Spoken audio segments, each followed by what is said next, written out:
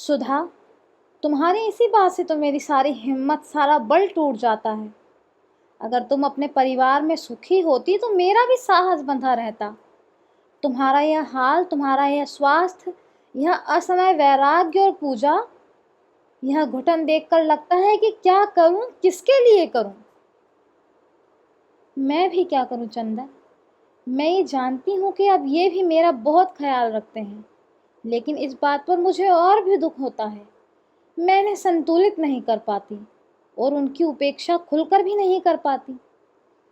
यह अजब सा नरक है मेरा जीवन भी, लेकिन यह ज़रूरी है चंदन कि तुम्हें ऊंचा देखकर मैं यह नरक भी भोग ले जाऊंगी। तुम दिल छोटा मत करो, एक ही जिंदगी की तो बात है। उसके बाद कहते कहते सुधा चुप हो गई। लेकिन मैं तो पुनर्जन्म में विश्वास नहीं करता सुधा। तब तो और भी अच्छा है। इसी जन्म में जो सुख दे सकते हो दे लो, जितना ऊंचे उठ सकते हो उठ लो। तुम जो रास्ता बताओ वह मैं अपनाने के लिए तैयार हूँ। मैं सोचता हूँ अपने व्यक्तित्व से ऊपर उठूं, लेकिन मेरे साथ एक शर्त है, तुम्हारा प्यार मेरे साथ रहे। तो वह अलग कब रहा चंदर? तुम्ही ने जब चाहा मुंह फेर लिया, लेकिन अब नहीं। काश कि तुम एक क्षण का भी अनुभव कर पाते कि तुमसे दूर वहां वासना के कीचड़ में फंसी हुई मैं कितनी व्याकुल, कितनी व्यथित हूं, तो तुम ऐसा कभी न करते। मेरे जीवन में जो कुछ अपूर्णता रह गई है चंदर, उसकी पूर्णता, उसकी सिद्धि तुम हो। तुम्हें मेरे जन्म जन्मांतर की शक्ति की सौगंध है। तुम अब इस तरह न करना। बस ब्याह कर लो, दृढ़ता से ऊंचाई की ओर चलो। ब्याह के अलावा तुम्हारी सब बातें स्वीकार है सुधा, लेकिन फिर भी तुम अपना प्यार वापस नहीं लोगी कभी, कभी नहीं। और हम कभी नाराज भी हो जाएं तो बुरा नहीं मानोगी ना? नहीं, कभी नहीं। और हम कभी फिसले तो तुम तटस्थ होकर नहीं बैठोगी, बल्कि बिना डरे हम मुझे खींच लाओगी उस दलदल से। ये कठिन है चंदर, आखिर मेरे भी बंधन हैं। लेकिन खैर, अच्छा ये बताओ तुम दिल्ली कब आओगे? अब दिल्ली तो दशहरे में आऊँगा, गर्मियों में यहीं रहूँगा। लेकिन हो सका तो लौटने के बाद शाहजहांपुर आऊँगा। सुधा चुपचाप बैठी रही, चंदर भी चुपचाप लेटा रहा। थोड़ी देर बाद चंदर ने सुधा की हथेली अपने हाथ पर रख ली और आंखें बंद कर ली। जब वह सो गया तो सुधा ने धीरे से हाथ उठाया, खड़ी हो गई। थोड़ी देर अपलक उसे देखती रही और धीरे धीरे चली आई। दूसरे दिन सुबह सुधा ने आकर चंदर को जगाया। चंदर उठ बैठा तो सुधा बोली, जल्दी से नहा लो, आज तुम्हारे साथ पूजा करेंगे। चंदर उठ बैठा। नहा धोकर आया तो सुधा ने चौकी के सामने 2 आसन बिछा रखे थे। चौकी पर धूप सुलग रही थी और फूल गमन रहे थे, ढेर के ढेर बेलें और अगस्त के फूल। चंदर को बिठाकर सुधा बैठी। उसने फिर वही वेश धारण कर लिया था, रेशम की धोती और रेशम का एक अंतरवासक। गीले बाल पीठ पर लहरा रहे थे। लेकिन मैं बैठा बैठा क्या करूंगा सुधा? चंदर ने पूछा। सुधा कुछ नहीं बोली, चुपचाप अपना काम करती गई। थोड़ी देर बाद उसने भागवत खोली और बड़े मधुर स्वरों में गोपिका गीत पढ़ती रही। चंदर संस्कृत नहीं समझता था, पूजा में विश्वास नहीं करता था, लेकिन वह क्षण जाने कैसा लग रहा था। चंदर की सांस में धूप की पावन सौरभ के डोरे गुथ गए थे। उसके घुटनों पर रह रहकर सुधा के भीगे केशों से गीले मोती चू पड़ते थे। त्रस्काय उदास और पवित्र सुधा की पूजा के प्रसाद जैसे मधुर स्वर में श्रीमद् भागवत के श्लोक उसकी आत्मा को जैसे अमृत से धो रहे थे।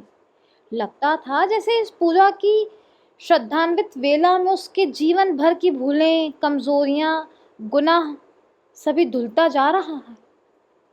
जब सुधा ने भागवत बंद करके रख दिया तो पता नहीं क्यों चंदन ने प्रणाम कर लिया। भागवत को या भागवत की पुजारिन को, ये नहीं मालूम। थोड़ी देर बाद सुधा ने पूजा की थाली उठाई और उसने चंदर के माथे पर रोली लगा दी। अरे मैं, और वो चुप हो गया। हाँ तुम, और कौन? मेरे तो दूसरा कोई ना। सुधा बोली और ढेर के ढेर फूल चंदर के चरणों पर चढ़ाकर झुककर चंदर के चरणों को प्रणाम कर लिया। चंद्र ने घबराकर पैर खींच लिए। मैं इस योग्य नहीं सुधा, क्यों लज्जित कर रही हूँ? सुधा कुछ नहीं बोली। अपने आंचल से एक छलकता हुआ आंसू पोंछकर नाश्ता लेने चली गई। जब वह यूनिवर्सिटी से लौटा तो देखा सुधा मशीन रखे कुछ सिल रही है। चंद्र ने कपड़े बदलकर पूछा, क्या सिल रही हो सुधा? रुमाल और बनियाइन। कैसे काम चलता था तुम्हारा? न संदूक में एक भी रुमाल है, न एक भी बनियाइन। लापरवाही की भी हद है चंद्र। तभी कहती हूँ कि ब्याह कर लो। हाँ, किसी दर्जी की लड़की से ब्याह करवा दो। चंद्र खाट पर बैठ गया और सुधा मशीन पर बैठी बैठी सिलती रही। थोड़ी देर बाद सहसा उसने मशीन रोक दी और एकदम से घबरा कर उठी। क्या हुआ सुधा? चंद्र ने पूछा। बहुत दर्द हो रहा है। वह उठी और खाट पर बेहोश सी पड़ गई। चंद्र दौड़कर पंखा उठा लाया और झलने लगा। डॉक्टर बुला लाऊं? नहीं, अभी ठीक हो जाऊंगी। उपकाई आ रही हैं। सुधा उठी। जाओ मत सुधा, सुधा जाओ मत, मैं पीकदान उठा लाता हूँ। चंद्र ने पीकदान उठाकर रख दिया और सुधा की पीठ सहलाने लगा। फिर सुधा हाफती सी लेट गई। चंद्र दौड़कर इलायची और पानी ले आया। सुधा ने इलायची खाई और फिर गिर गई। उसके माथे पर पसीना झलक आया। अब कैसी तबीयत है सुधा? बहुत दर्द है, अंग अंग में दर्द है। मशीन चलाना नुकसान कर गया शायद, सुधा ने बहुत क्षीण स्वरों में कहा। जाऊं किसी डॉक्टर को बुला लाऊं? चंद्र ने पूछा। बेकार है चंद्र, मैं तो लखनऊ में दिखाई। इस रोग का क्या इलाज है, ये तो जिंदगी भर का अभिशाप है। क्या बीमारी बताई तुम्हें सुधा? कुछ नहीं। बताओ ना सुधा। क्या बताऊं चंद्र? सुधा ने बड़ी कातर निगाह से चंद्र की ओर देखा और फूट फूट कर रो पड़ी। बुरी तरह से सकने लगी। सुधा चुपचाप पड़ी कराहती रही। चंद्र ने अटैची में से दवा निकाल कर दी। कॉलेज नहीं गया। 2 घंटे बाद सुधा कुछ ठीक हुई। उसने एक गहरी सांस ली और तकिए के सहारे उठकर बैठ गई। चंद्र ने कई तकिए पीछे रख दिए। 2 ही घंटे में सुधा का चेहरा पीला पड़ गया।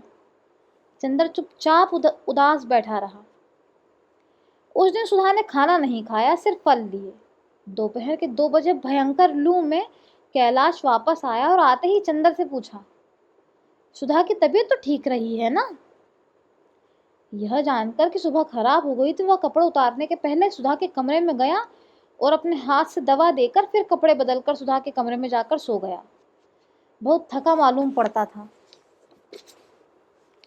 चंद्र आकर अपने कमरे में कॉपियां जांचता रहा। शाम को कामिनी, प्रभा तथा कई लड़कियां जिन्हें गेसु ने खबर दी थी आई और सुधा और कैलाश को घेरे रहीं। चंद्र उनकी खातिर तवज्जो में लगा रहा। रात को कैलाश ने उसे अपनी छत पर बुला लिया और चंद्र के भविष्य के कार्यक्रम के बारे में बात करता रहा।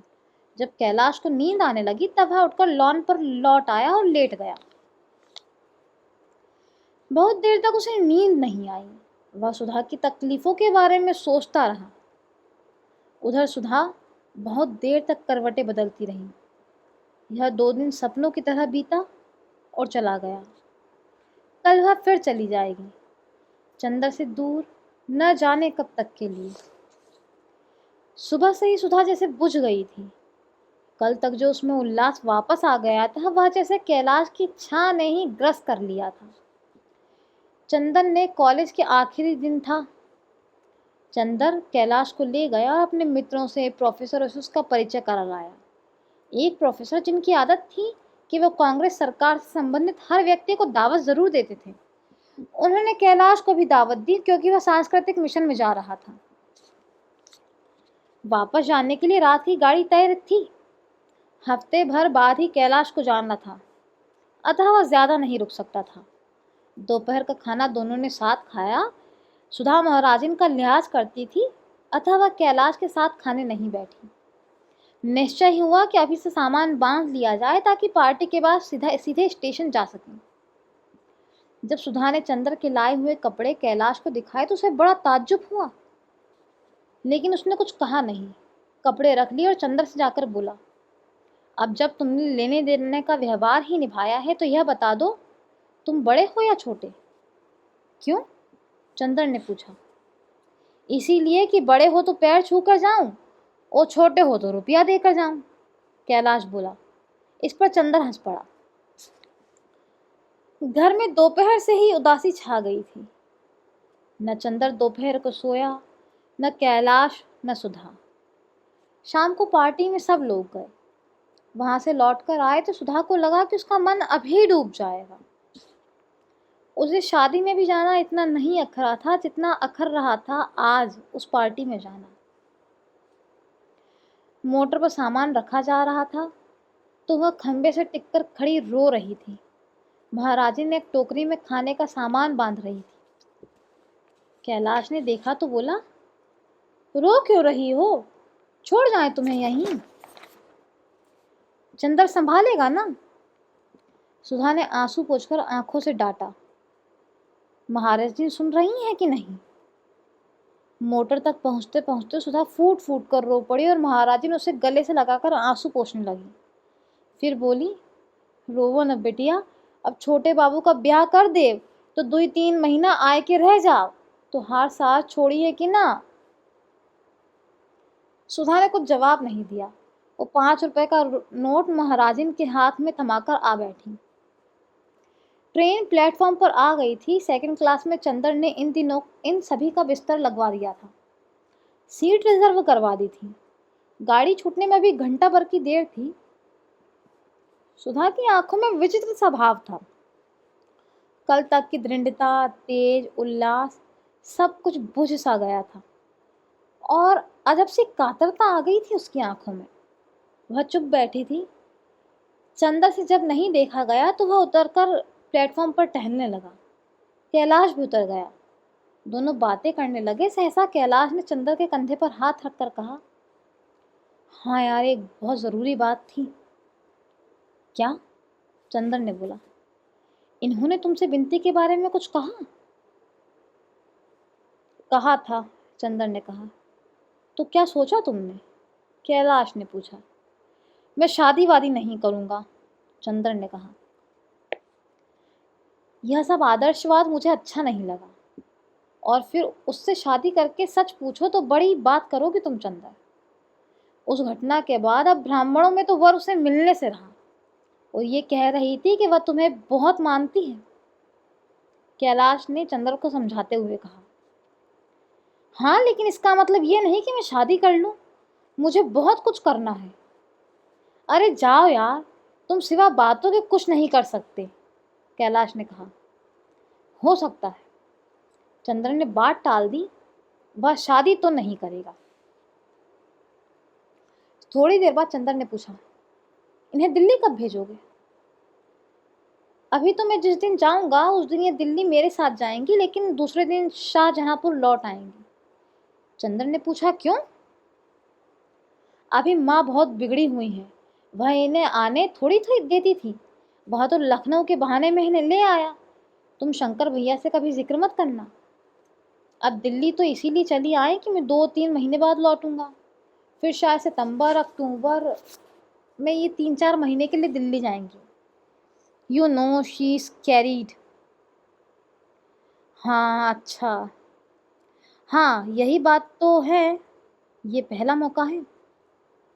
दोनों लौटकर कंपार्टमेंट में बैठ गए। सुधा बोली, तो सितंबर में आओगे ना चंदन? हाँ हाँ, चंदन ने कहा। जरूर से आना, उस वक्त तो कोई बहाना न बना देना, सुधा ने कहा। जरूर आऊंगा सुधा, चंदन ने कहा।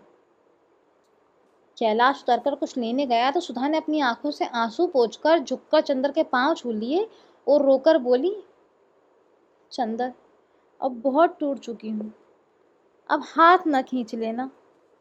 वो सुधा का गला रुंध गया। चंदन ने सुधा के हाथों को अपने हाथ में लिया और कुछ भी नहीं बोला।